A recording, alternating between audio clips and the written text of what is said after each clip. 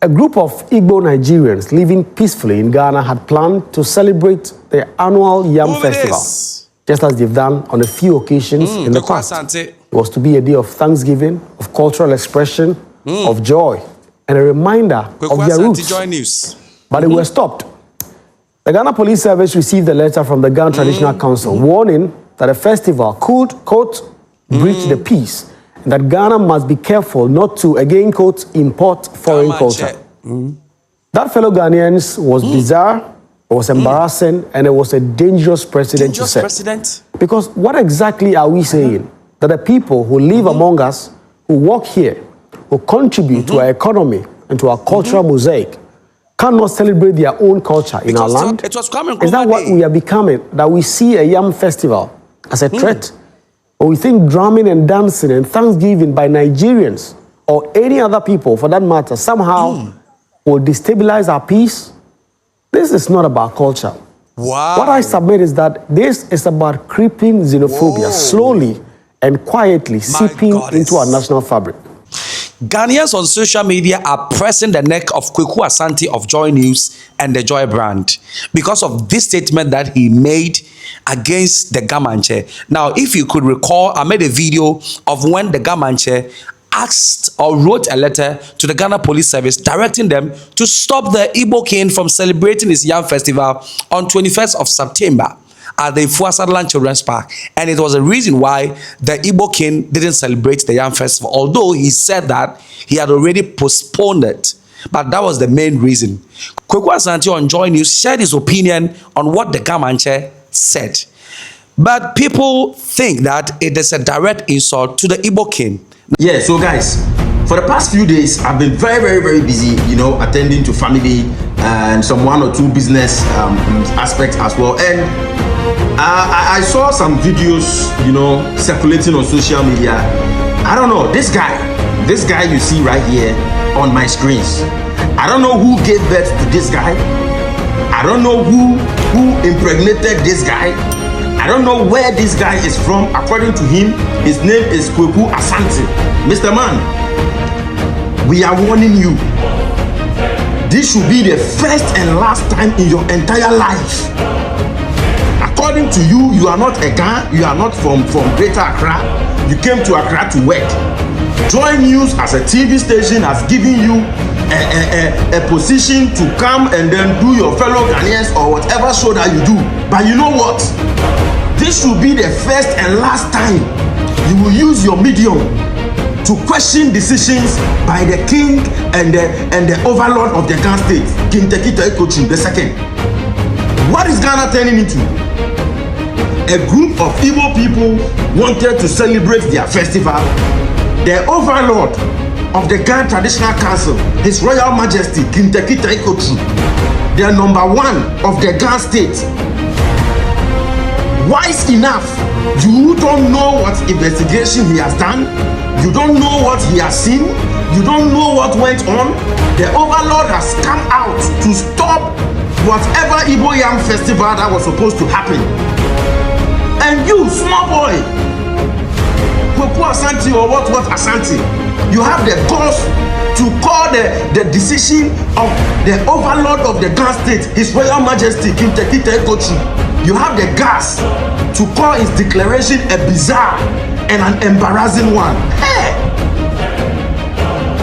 Mr. Man, like I said, I don't know who gave birth to you, but whoever your parents are,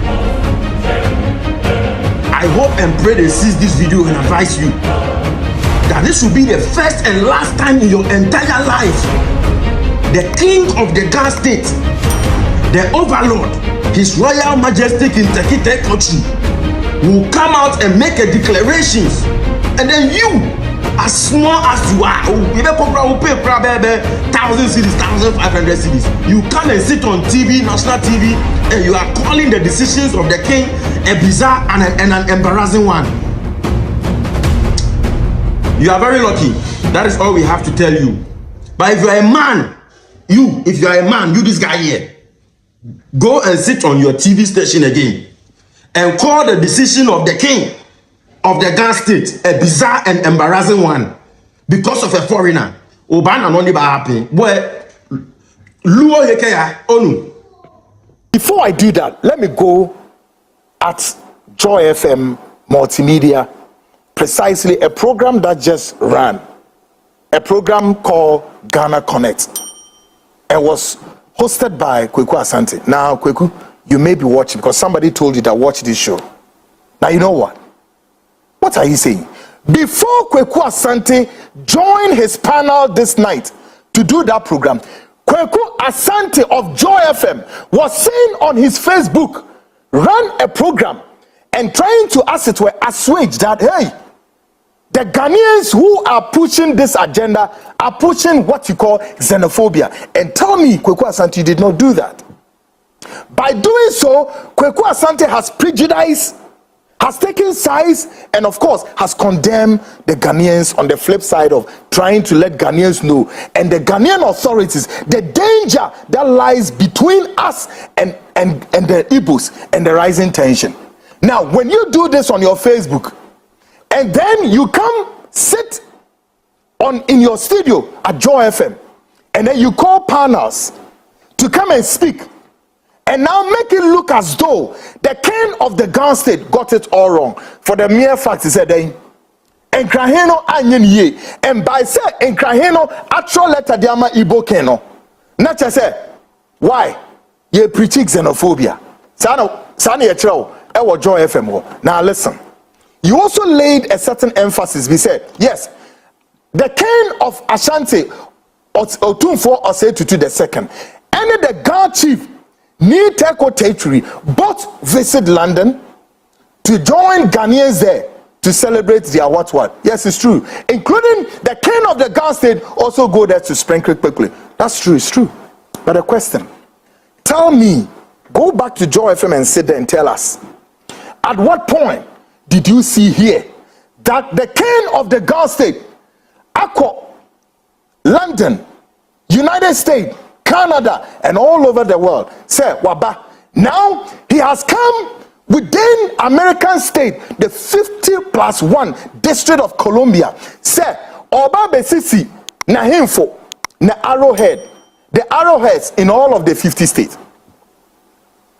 Let's again stay a while longer in Britain. At what point did the king of Asante Osetutu II, who go to London, and he remains the only king where Queen Elizabeth will bow before him? Do you know that? And do you know why? Do you know why? Why the Queen of England will bow before the king of Ashanti? Do you know why?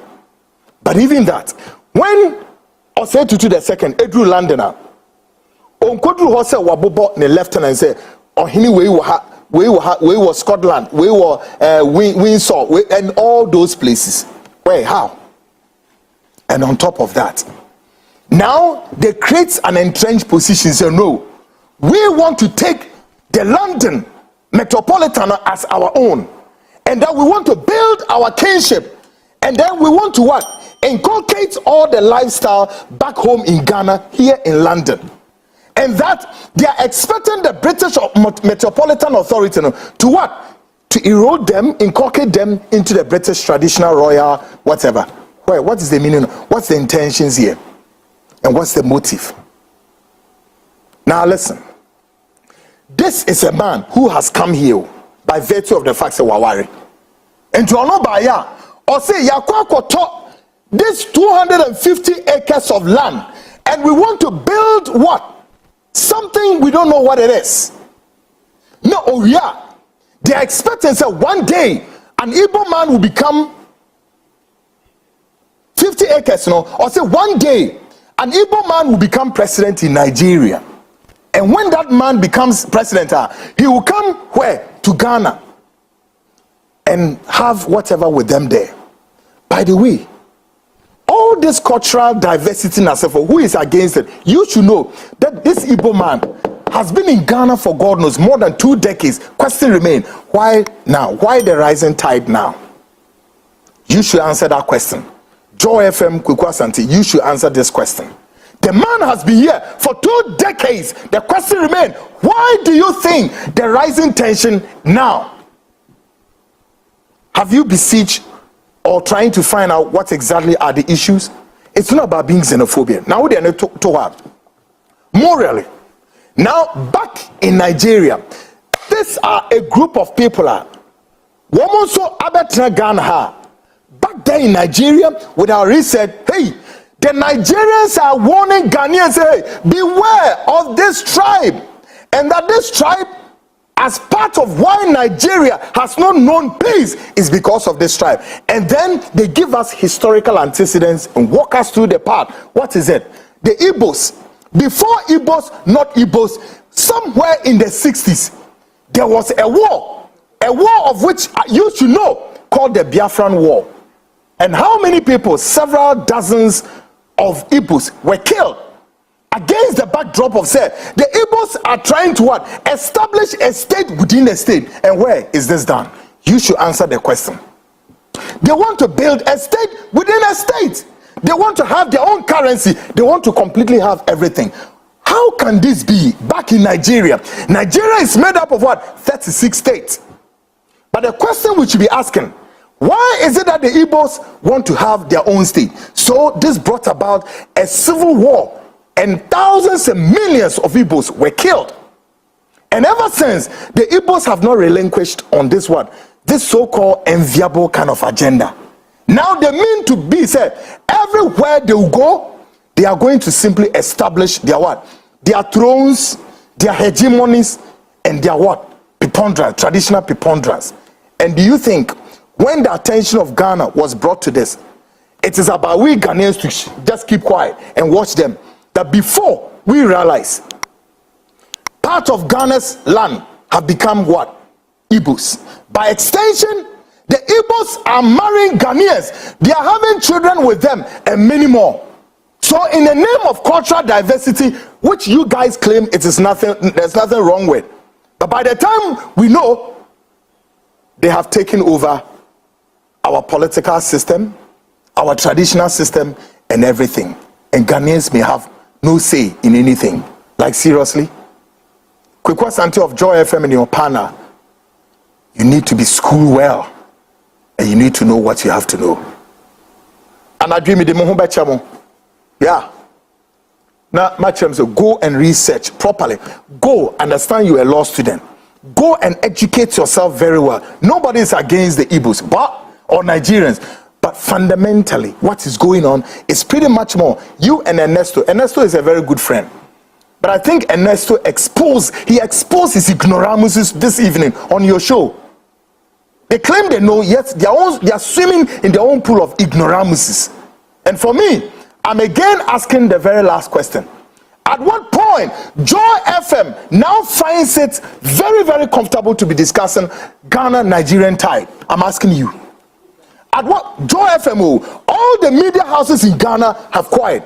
The only journalists I'm seeing hearing them is one, what's the name of Kojo Dixon of Angel FM, fantastic guy, doing fantastic, and Efia Poku of Needs FM. The rest of the journalists, consider all the 16 regional capitals, media houses in Ghana, including Joy FM, you are quiet. Joy FM has remained quiet. My question is, why tonight Joy FM finds it very comfortable to be discussing the issues? You know why? I know one of your guys, Andy Dusty, and his relationship with. But I stand to not to go in there because I love you guys there.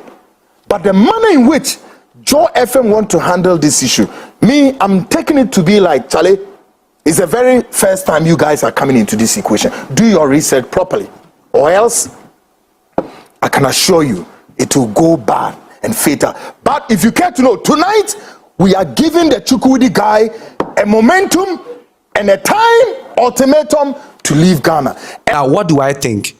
I think it is not in the right light, because you cannot draw the whole Ga Mantse like that.